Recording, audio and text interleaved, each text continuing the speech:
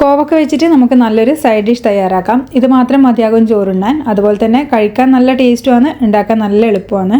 പിന്നെ അധികം വാടിപ്പോയ കോവക്ക ആയിക്കഴിഞ്ഞാലും വലിയ പ്രശ്നമൊന്നുമില്ല കേട്ടോ. അതും നമുക്ക് കളയാണ്ട് ഇതുപോലെ തന്നെ ഒരു തോരൻ തയ്യാറാക്കാം. അപ്പോൾ അതിന് വേണ്ടിയിട്ട് ഞാനിവിടെ ഒരു 1/4 കിലോ കോവക്ക എടുത്തിട്ടുണ്ട്.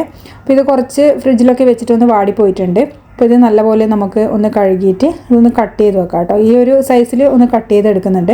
നമ്മളിനി ഇത് മിക്സിൻ്റെ ജാറിലിട്ടിട്ട് ഒന്ന് പൾസ് ചെയ്തെടുക്കുന്നതാണ്. അപ്പോൾ അതുകൊണ്ട് കുറച്ച് വലിയ കഷ്ണമായി പോയാലും കുഴപ്പമൊന്നുമില്ല.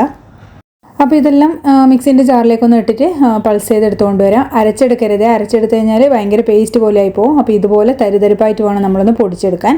ഇനി നമുക്കൊരു 5-6 ചെറിയ ഉള്ളി ഇതുപോലെ ഒരു കല്ലിലിട്ടിട്ടൊന്ന് ചതച്ചെടുക്കാം. അതുപോലെ തന്നെ 2-3 വെളുത്തുള്ളിയും അതിൻ്റെ മേലേക്ക് തന്നെ ഇട്ട് കൊടുത്തിട്ട് ഒന്ന് ചതച്ചെടുക്കുന്നുണ്ട്. അപ്പോൾ നിങ്ങളിത് ഇതുവരെ തയ്യാറാക്കി നോക്കിയില്ല, ഒന്ന് ട്രൈ ചെയ്ത് നോക്കണേ. നല്ല ടേസ്റ്റാണ്. ചോറിൻ്റെ കൂടി ഇത് മാത്രം നമുക്ക് മതിയാവും കഴിക്കാൻ വേണ്ടിയിട്ട്. അപ്പോൾ നമ്മളിതാ വെളുത്തുള്ളി ഒന്ന് ചതച്ചെടുത്ത് കൊണ്ടുവരുന്നുണ്ട്. ഇനി നമുക്കൊരു പാൻ അടുപ്പത്ത് വെച്ച് അതിലേക്ക് ഏകദേശം ഒരു 2-3 ടേബിൾ സ്പൂണോളം വെളിച്ചെണ്ണ ചേർത്ത് കൊടുക്കാം. വെളിച്ചെണ്ണ കുറച്ച് അധികം എടുത്തു കഴിഞ്ഞാൽ തന്നെ നല്ല ടേസ്റ്റ് ആയിരിക്കും. അതുപോലെ വെളിച്ചെണ്ണ തന്നെ എടുക്കണം കേട്ടോ, എന്നാലേ ഇതിൽ ഉണ്ടാക്കുമ്പോൾ നല്ല ടേസ്റ്റായിട്ട് കിട്ടുള്ളൂ. പിന്നെ കുറച്ച് ജീരകവും കടുകും അതുപോലെ കുറച്ച് കറിവേപ്പിലയും അതുപോലെ നമ്മൾ നേരത്തെ ചതച്ച് വെച്ച ഉള്ളിയും വെളുത്തുള്ളി ഉണ്ടല്ലോ അതും കൂടിയും ചേർത്തിട്ട് നല്ലപോലെ ഒന്ന് മൂപ്പിച്ചെടുക്കുന്നുണ്ട്. പിന്നെ കുറച്ച് ഉപ്പും കൂടിയും ചേർക്കുന്നുണ്ട്. അതുപോലെ 1 ടീസ്പൂൺ ചില്ലി ഫ്ലേക്സും കൂടിയും ചേർത്തിട്ട് നല്ലപോലെ ഇതിൻ്റെ ആ ഒരു പച്ചമണം മാറി വരുന്നവരെ വഴറ്റിയെടുക്കാം. പിന്നെ ഒരു 1/4 ടീസ്പൂൺ മഞ്ഞൾപ്പൊടിയും ചേർത്ത് കൊടുക്കുന്നുണ്ട്. അപ്പോൾ അതെല്ലാം കൂടി നല്ലപോലെ ഒന്ന് മൂത്ത് വരുന്ന സമയത്ത് നമ്മൾ ഇതിലേക്ക് നേരത്തെ പൾസ് ചെയ്ത് കൊണ്ടുവന്ന കോവക്കയും കൂടിയും ചേർത്തിട്ട് മിക്സ് ചെയ്ത് കൊടുക്കാം കേട്ടോ. അപ്പോൾ ഒരു ഇത്തിരി ഉപ്പ് ഇതിലേക്കും ഞാൻ ചേർത്ത് കൊടുക്കുന്നുണ്ട്. നേരത്തെ നമ്മൾ ആ ഉള്ളി വാട്ടുമ്പോൾ ചേർത്ത് കൊടുത്തതല്ലേ ഉള്ളൂ. അപ്പോൾ അതും കൂടിയും ചേർത്തിട്ട് ഒരു മീഡിയം ഫ്ലെയിമിലിട്ടിട്ട് നമുക്കിതൊന്ന് വേവിച്ചെടുക്കാം.